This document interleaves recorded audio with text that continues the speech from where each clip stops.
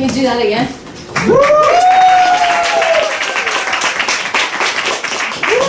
Yeah, I was just a bit nervous for the beginning, but let's see. So, how to get to know someone on a deeper level. I would like to talk about the 16 personality types of the Myers-Briggs type indicator. Who has heard about those?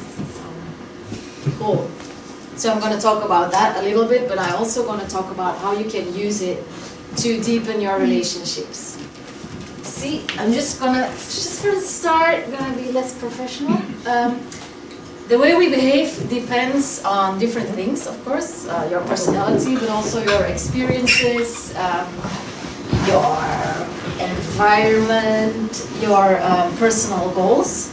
And this model focuses mostly on personality and how your personality type is likely to behave. So it's not like the Bible, but it's pretty accurate. It's based partially on Carl Gustav Jung is part of there, but I got 5 minutes, so I'm not going to get into that too much, but at the end I'll give you some resources. Okay, so let's get into it. The Myers-Briggs uses 4 parameters. Next. Yes. Introversion, extroversion, sensing, intuition, thinkers, feelers, and judgers and perceivers. And then they make all possible combinations of those, and then you get 16, right? So let's get into those. Next. Introversion, extroversion. Many people think that that is about, are you shy with people or are you confident with people? But that's not really what that is about. It's more about where do you get your energy from. Next. So introverts get their energy from solitary activities like being in nature, art, reading, being with a pet, and social activities drain them. And in contrary, the extroverts get energy from social engagement. Their battery fills up, they can do it forever. And when they are alone, they start to feel drained and just down. So it's not that introverts don't like people, just not too many and not too long. So the question now is, where would you put yourself on the scale? Who are the introverts here? Extroverts, yeah, well, the other ones. So you remember that? Only three of them. You, really? So that is your first letter you can remember in I or in E. Okay, next. Sensors and intuitives. Intuitives kind of speaks for itself, I guess, but sensors a bit harder to explain. Intuitives here, for example, is like, we need to change the world, and the sensor is like, how about we do the dishes first?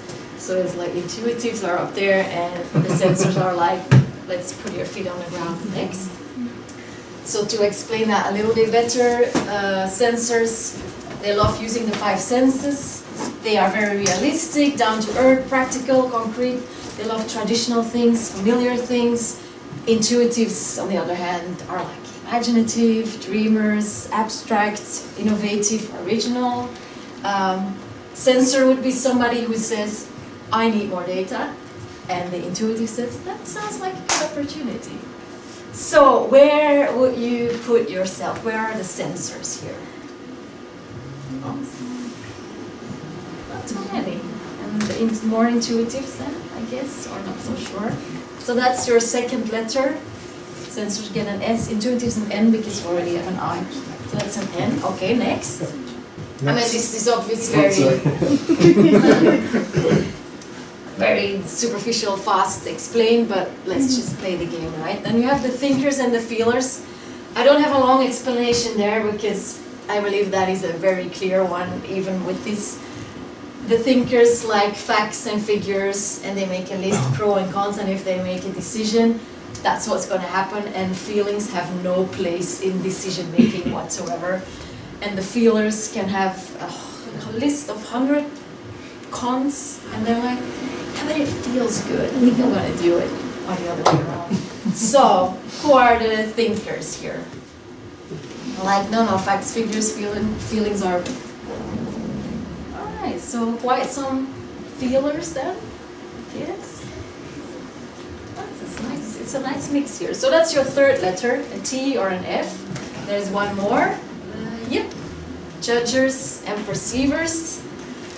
Judgers really like things to be clear and organized. let's get settled, and the perceivers are like, let's keep things open, let's just see what comes. Oh no! Next. So yeah, so very organized and predictable, and these ones are improvising and opportunities. Okay, pick your letter, I don't care. Next. Yeah, all the time. Next. So what you can do with that, you can use it for yourself. You do a test online somewhere and you're gonna learn so much about yourself just because of the questions. And also if you get your result and you read about that, you're like, yes, that's true, no, that's not true, and you just learn a lot. Next. But you can also use it with other people. That is really fun. You do it, you pick a test, you do it together out loud, and you hear the other person's answers, your answer. You can be, even with somebody you think you know, can be like, no, that's not you. And you can have super interesting conversations. Also, in the end, you get your end result, and you read about it, and you're like, look, that's really like me. And your friend is like, no. Or like, yeah, that's super fun to read. So that's how you can use that. And the last one, some resources. And if you're into mental health and shit, these are my pages, and I go really hardcore there. If you're interested. Okay, some questions? Yes. Is it fixed or it's evolve all the time? Can you change your identity? Not identity, I don't have it. Most of the believers, let's say it's fixed. I think it can shift, but probably not like from one side to the other. But if you challenge yourself, I'm sure as a very strong introvert, you can practice your extroversion muscles and like get better at it. But you will never be the one that gets full energy from being extroverted when you start off as introvert.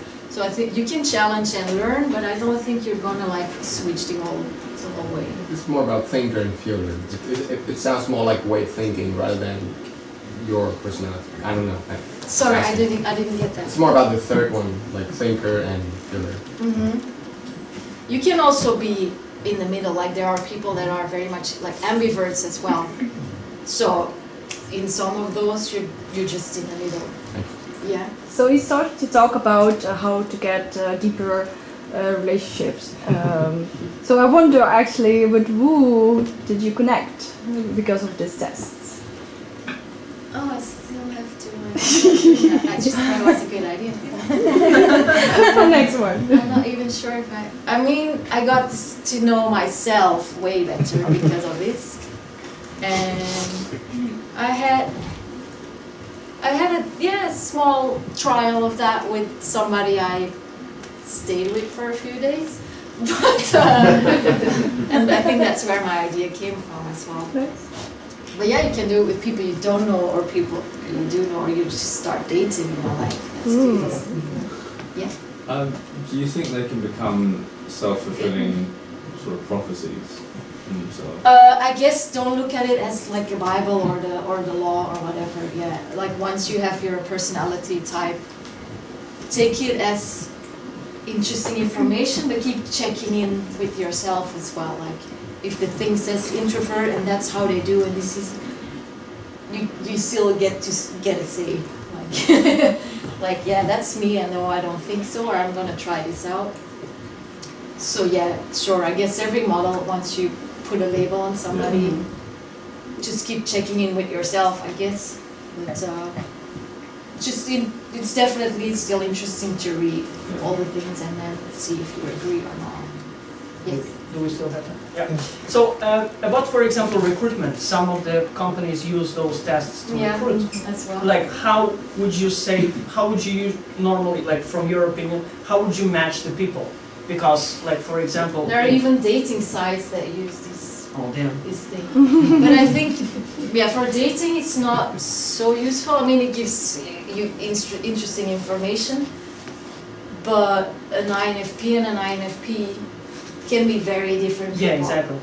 It's just how they perceive certain parts of the world, or how their decision making works, but it doesn't mean you're going to be a good couple or not. Yeah. Yeah. it gives a lot of information, but a person is about way more than what they Yeah. talk about. Nice. Yes. Okay. No more questions? questions? Hang on. Is there time for one more question? I have Yeah, one yeah. more question. We still have time, right? Do you have time? Yeah. My only question is this, because the suggestion was that these personality types are immutable. So my question then is, does every personality... Which means they don't change? Yes. Yeah. So my question is then, is every of the 16 personality types equal in terms of, you know, how valuable they are, or are some personality types better than others in terms of, say, success in life or success in career or happiness? Oh, I'm or sure some would well-being? say. I'm sure some would say they are better. Typically the Este.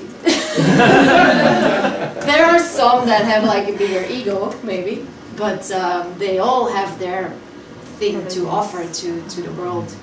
Some things extroverts can make things happen better because their ability to communicate and whatever, and introverts have other qualities. They can see what's happening without words, or something that extroverts cannot do.